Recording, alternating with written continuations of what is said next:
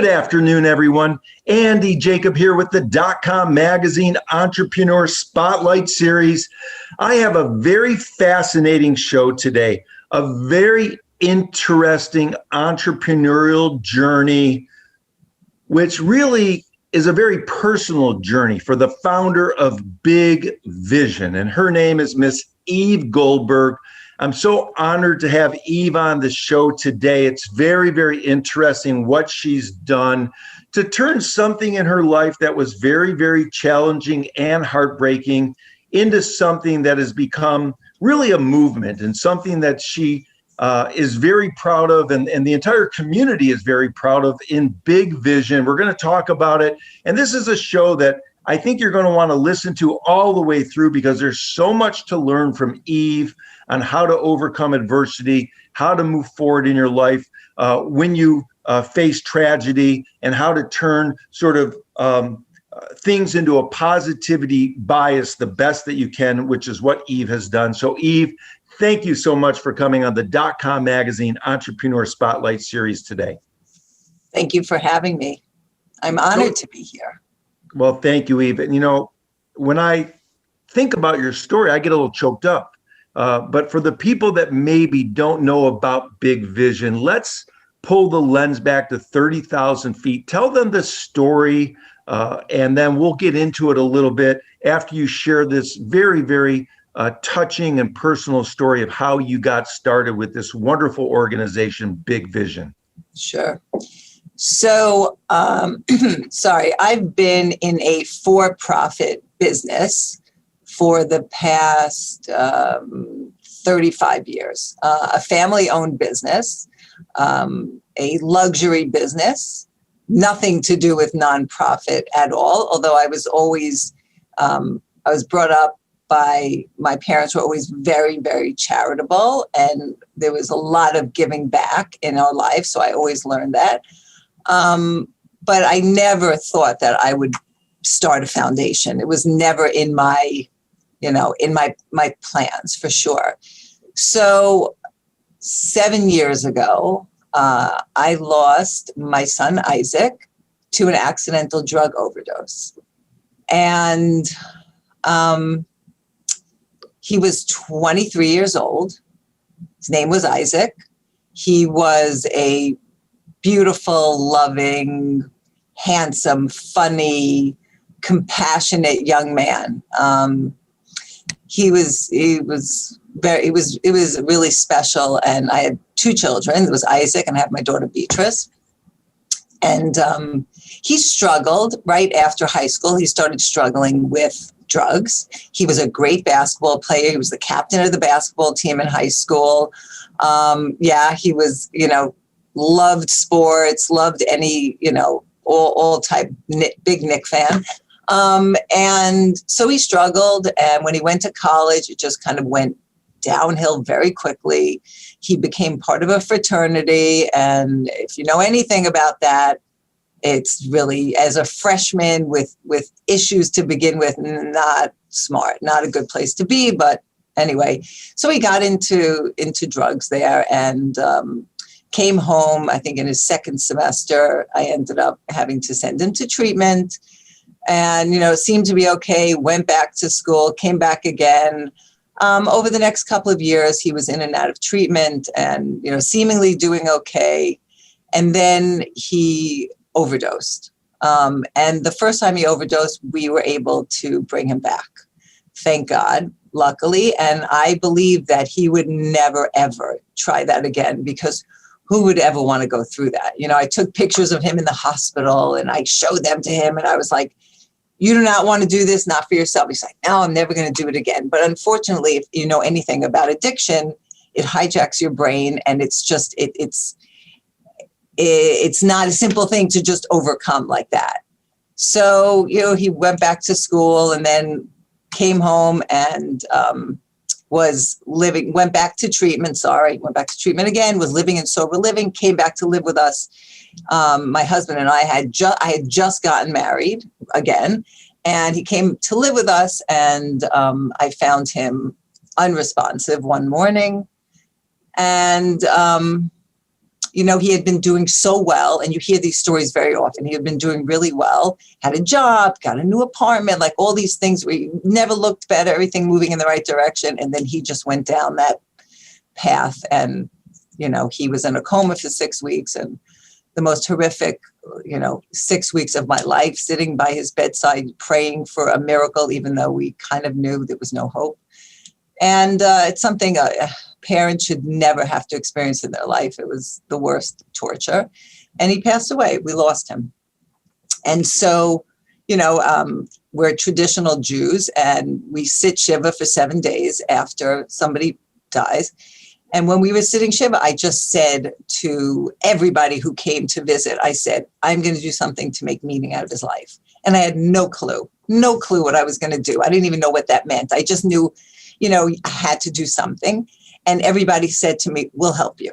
Just let us know whatever you need. So I would go back into my room, and I had this big legal pad, and I wrote down everyone's names who said they would help me. And I'm like, you know what? I've been independent my own life, whole life. I've helped other people. I've never asked for anything. A year later, I called all those people. I said, come to my apartment. I got an idea. And that's how Big Vision was born.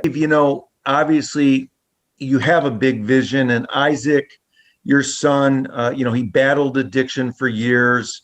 He had successfully completed a treatment program and was on the path to a meaningful, joyous, and sober life. And while trying to acclimate back to life as normal, some things went a little sideways, the fraternity, some other things happened. And unfortunately, perhaps his anxiety and fear got the best of him at that point in time.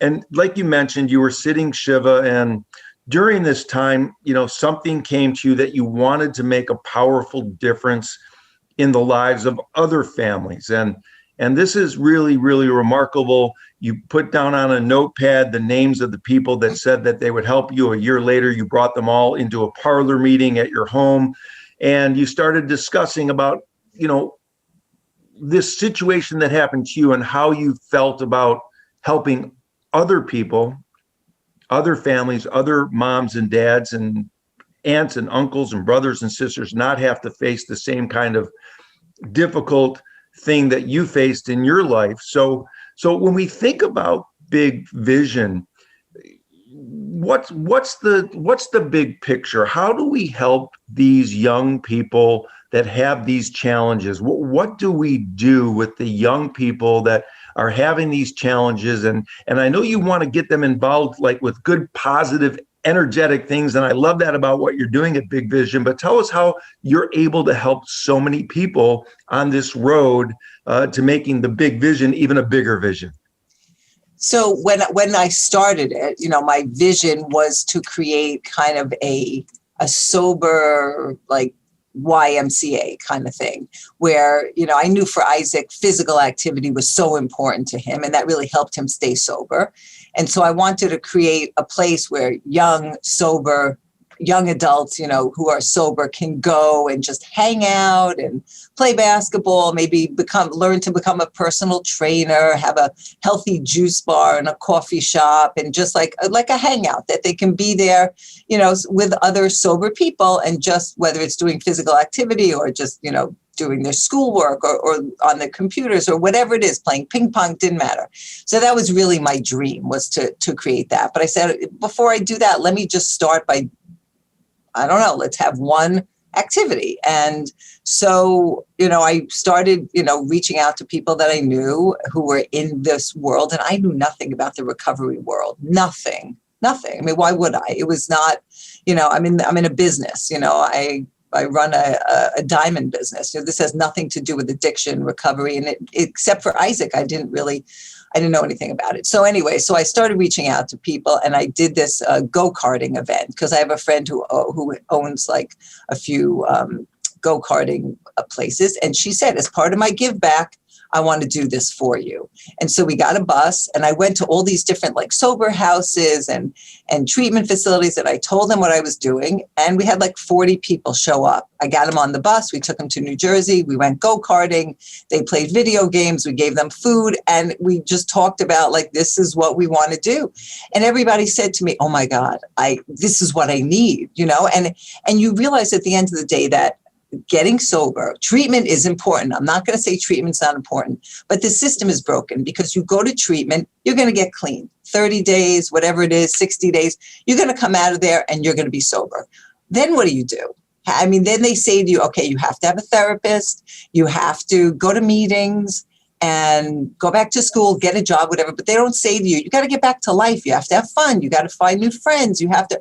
And that was what was missing in Isaac's life, was like this connection to other people like himself. And so that's what spoke to me. And I was like, you know what, I could start, if I wanted, I could start a scholarship fund and put people into treatment. But I'm like, that's not what it speaks to me. Isaac, treatment is there. And if you can find it and afford it, great. But it's what happens after. It's really maintaining your sobriety. It's really sustaining. We're all about sustaining recovery. And that is the most challenging. And today, this is, 5 years since I started, it's now being recognized. It's not, there's no money in it really, or maybe there could be, but there never was. Treatment is a huge market. I'm sure you know that. It's a multi-billion-dollar industry. And what we're doing is not. So no one really thought about it. But now people are realizing the system is broken and this is what is needed. So did I know that? I had an idea. I had no clue if this was going to work. But all these people that I speak to who are in recovery for years, they all say to me, I wish it existed when I was getting clean.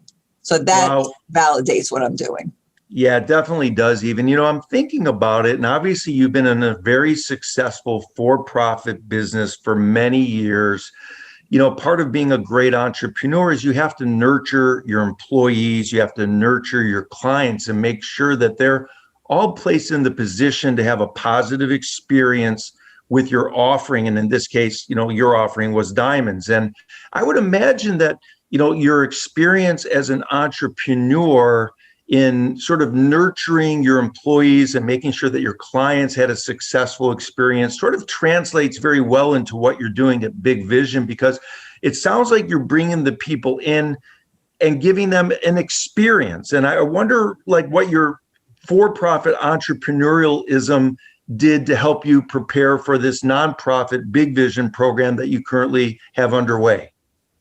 Well, I was, first of all, trained by my dad, who was a brilliant man, a brilliant marketer and salesman.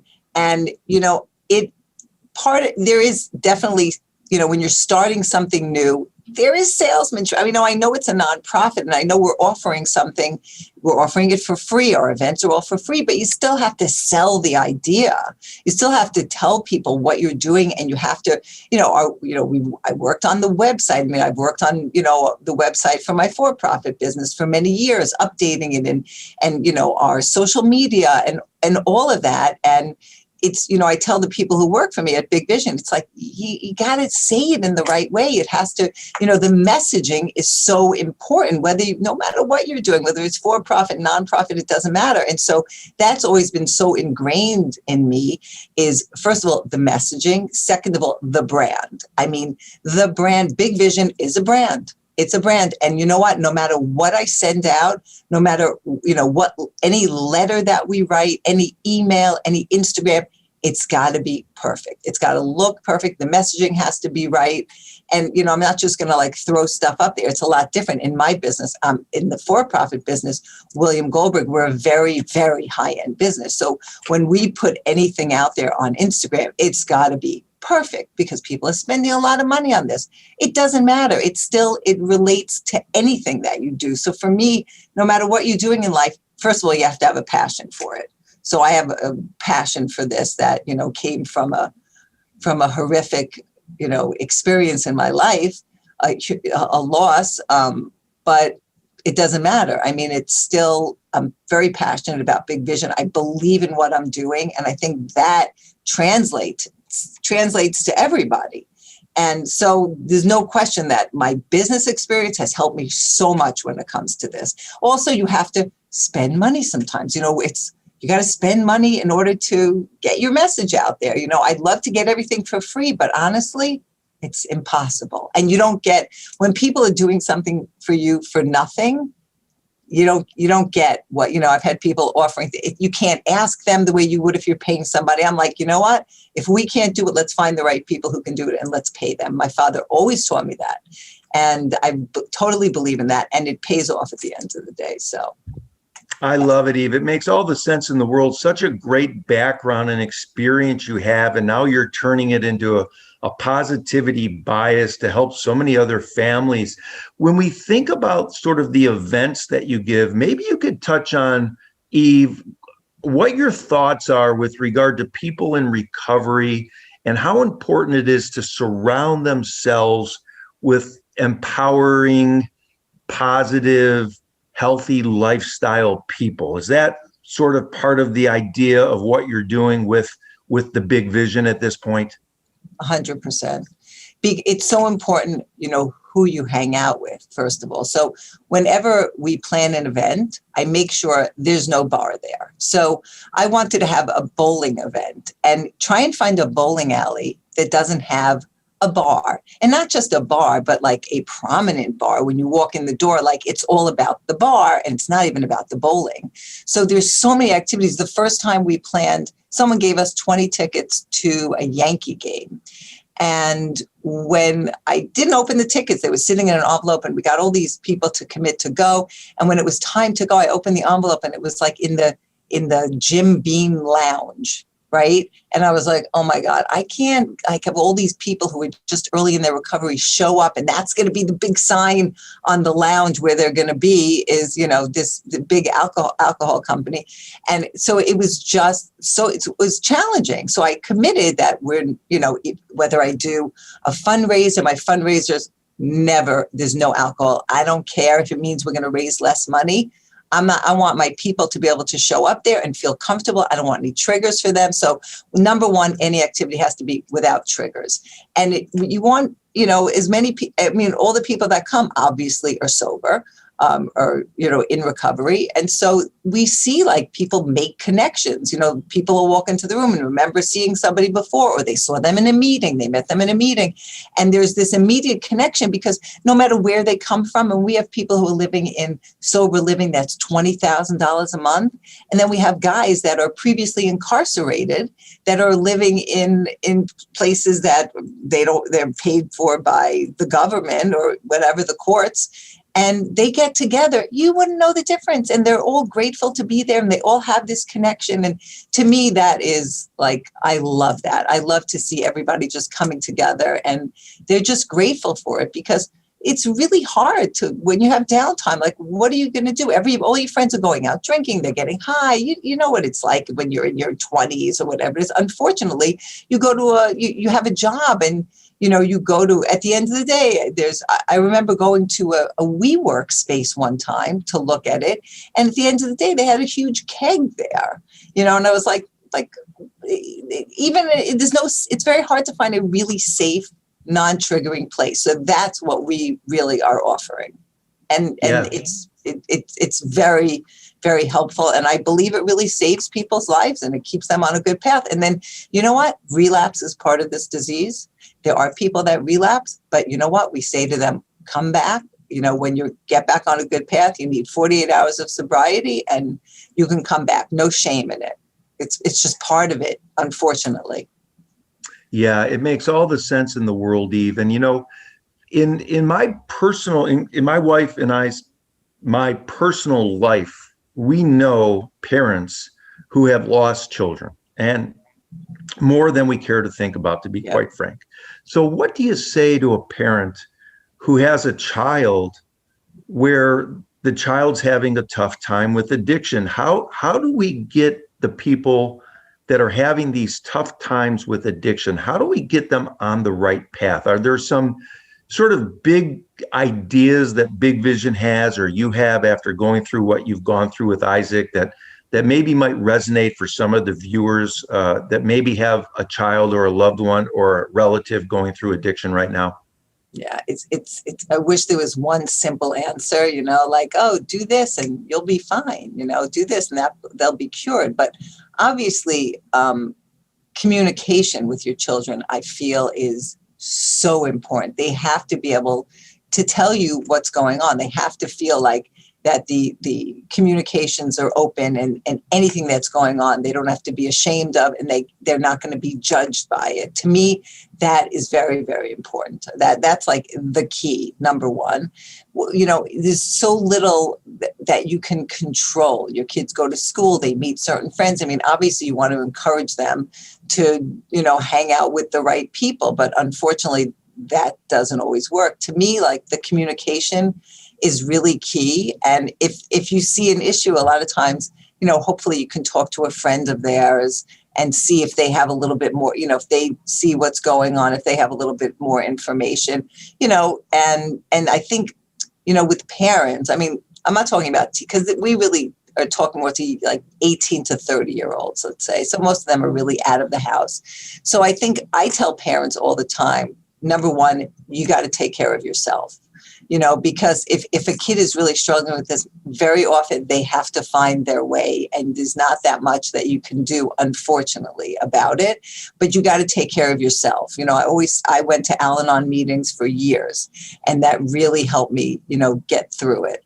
You know, I'm trying to think, what else would I give them as advice? Obviously, you know what? Also, don't get high with your kids. I know it sounds crazy, but there's a lot of parents who like let their kids drink when they're very young, and, you know, are okay with them getting high in the house and whatever. And they think that that's cool. You want to be a cool parent. You know what?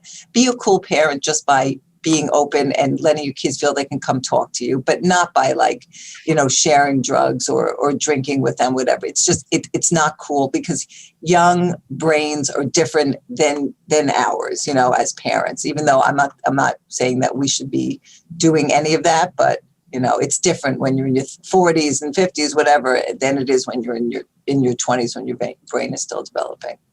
That makes sense, Eve. And obviously, drug addiction, it knows no bounds. It knows no socioeconomic bounds, has no racial bounds, has no, you know, financial boundaries. There's no boundaries at all. It can happen to anyone at any time. And it certainly is something that people like you and at Big Vision are definitely trying to make an impact in helping so many others, which is really wonderful. You know, something that's interesting, Eve, that I think about, and I wanted to talk to you about this, was, you know, the name of our show and the name of our magazine is .com magazine. And, you know, with social media and what's happening online, it can be a very dark place. It can be a very wonderful, beautiful place that brings a lot of light into the world as well. But certainly there's some areas where darkness can creep in, especially on social media. And sometimes the younger people, if they get hit on social with some dark posts, you know, people being negative, that can sort of spiral them out a little bit. So I would imagine that the internet, while it's wonderful to be able to have great conversations like this to help powerfully impact people and make a difference, that you've probably seen throughout your career since starting Big Vision, that the internet can also be a place that can be a negative impact for younger people as well. Would you think that's probably a true statement at this point? 100%. I mean, the problem with social media is that everybody's life looks perfect. That's the problem. You look on there and it's like, oh my God, you know, she looks so happy, you know, and then you hear the next day that this person, you know, whatever, you know, something horrible, you know, happened to them. They, you know, committed suicide. And it's like, oh, they look so happy. I got to tell you, you know, that's the problem, is that when you're looking on social media, everybody only portrays like this, you know, perfection. Life is great and everybody's so happy. And it makes people feel bad about themselves, unfortunately. And especially when you feel bad about yourselves, like Isaac, if you looked at him, he was this, you know, very tall, handsome, like he had everything going for him, but he didn't love himself, you know, and when you don't love yourself and then you look at other people and you feel like, oh, they got it going on, like everything is perfect with them, it's very difficult. So, you know, I mean, we keep, like, on our social media, we keep it obviously very positive, very, you know, like, for instance, this weekend coming up, July 4th weekend. So we put tips in there for both two things. We put tips in there for people who are trying to stay sober. Like, what do you do if you go to a party? You know, how do you, like, protect yourself? And then we put tips in there for the person making the party, saying, you know what? Be aware that you may have people coming to your party who don't want to get drunk, who don't want to be drinking. So make sure that you have some options, some good options for them, not like, oh, here's a glass of water. Make it more interesting for them. So there's, and we have to really show people that being sober doesn't mean boring. It means you can have an exciting, fulfilling life. Actually, I always say, and then you wake up the next day and you actually remember what you did, who you did it with. And it's a beautiful feeling not waking up with a hangover. And there's a lot of celebrities and just like, people out there who are recognizing that nothing really good. I keep reading these articles now. Like if you see like in New York City now, we have like all these, issues, crime on the street and everything. Most of it is drug related or people drinking too much. That's when people act out. Nothing good comes from it at the end of the day. Like there's just nothing. I'm sorry. And I really feel like it's on these beverage companies, these alcohol companies. And, it's the government and, something's got to be done. The school, schools, we really have to like show people that, show them examples of people who are in recovery, who are successful and smart and cool. And there's got to be a cool factor. If you want to get kids, to be involved, there's got to be a cool factor. And that's like kind of what we do. We just did the other day, we do it like a couple of times a year. We do this trapeze school.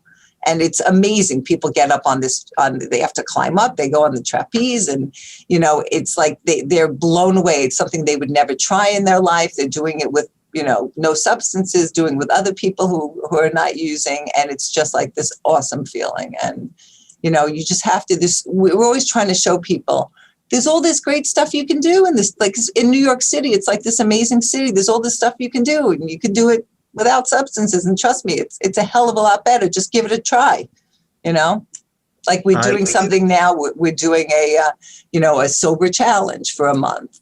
So for all those people out there, like give it a try, see what it feels like not to drink for a month. I love it. It's so passionate. It comes from the heart. It comes from a place that's beautiful.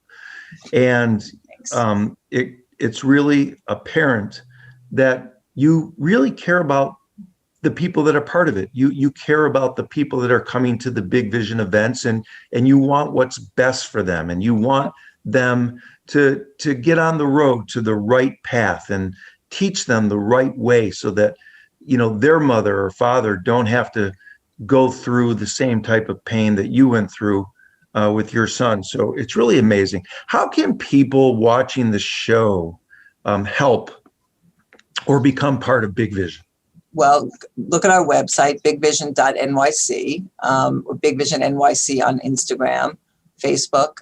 Certainly, we can always use donations because that's how we survive. We don't charge for our events. Our events are all free.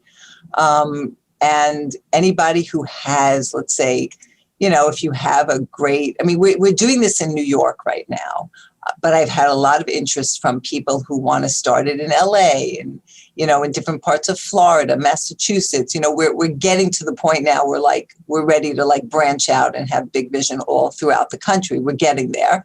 Up until a year ago, I didn't really have an executive director and I was able to hire an executive director. I have a wonderful board. I got to be honest, when I first started this, I had no idea where this was going. I felt pretty confident in myself, but I don't know anything about a nonprofit. And this is a world I knew nothing about. So I didn't really know that it was going to be as successful as it is or as needed as it is. And so I have a great team now. So we're now ready to go to the next level. That's, it's 5 years in, we're ready for that. So, if you're in another city and this is something that would be interesting for you and you want to start something, reach out to us. If you have a great, product that you can offer us, we have Arizona Tea, which is a sponsor, and they give us, all of our drinks, our non-alcoholic drinks, which we serve at events and everything. Or if you have a great talent that you want to share,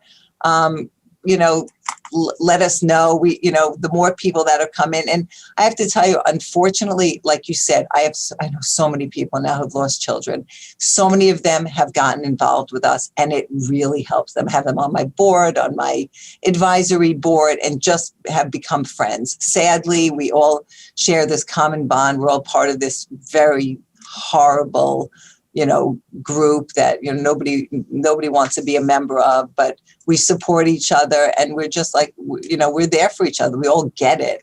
And, that's really the bottom line. I agree. I want to just help people. At the end of the day, that's really all I want to do with Big Vision. Is I don't want any more parents to have to suffer the loss that I suffered. And I want these, these kids to understand that, like, you can have an amazing, amazing life, just because you went to treatment, just because you have an addiction, just because whatever it is, it's fine. You can have a great life, and it takes work. It's not simple.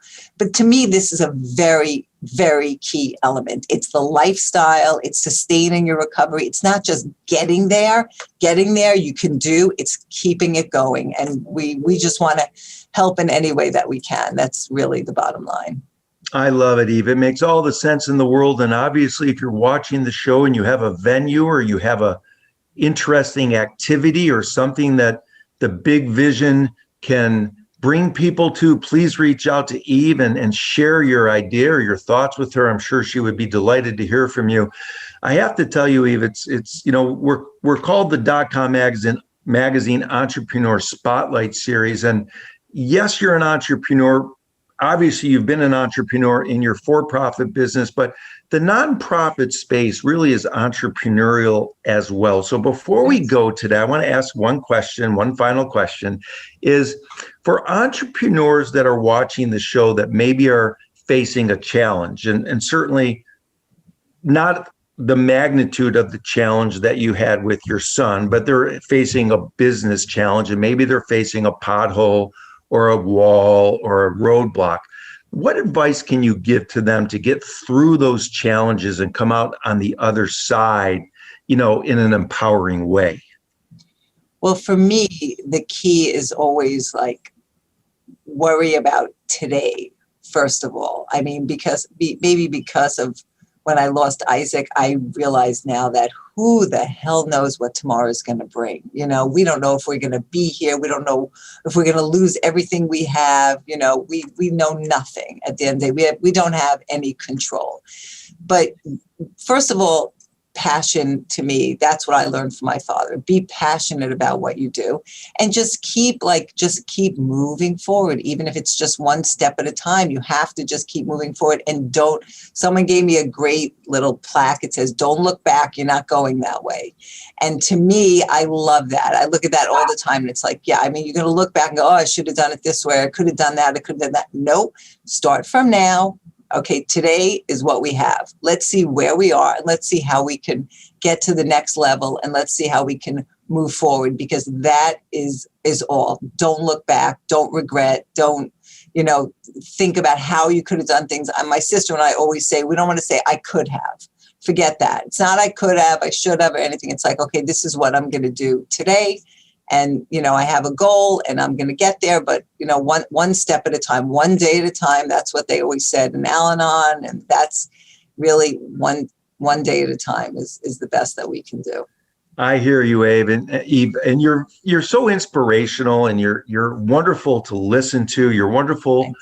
To hear about the story and how you can take something that happened like that with Isaac and move it in a direction to not only honor him, but honor all the other people that have been effective and impacted by an accidental drug overdose or a drug overdose on purpose, however you want to look at it, depending on the situation. But I have to say, you're helping so many young people, young adults in recovery in the New York City area to learn to live a fun, meaningful, and sober life. And certainly, this is just a remarkable program that I'm quite certain is going to go nationwide, maybe even worldwide, because you have the great name, the great brand, Big Vision. And I know the Big Vision is not just isolated to New York City, because every city, every community in the United States, certainly, and most likely the world, has people that are being impacted by this addiction to drugs. And the more we can do, the better the society becomes, the better we all are able to, bring a shining light into the world. So, Eve, I wanted to thank you so much for coming on the .com Magazine Entrepreneur Spotlight Series today. Congratulations on Big Vision. It's been a real delight and an honor to speak with you today. Thank you so much for having me. I really appreciate it.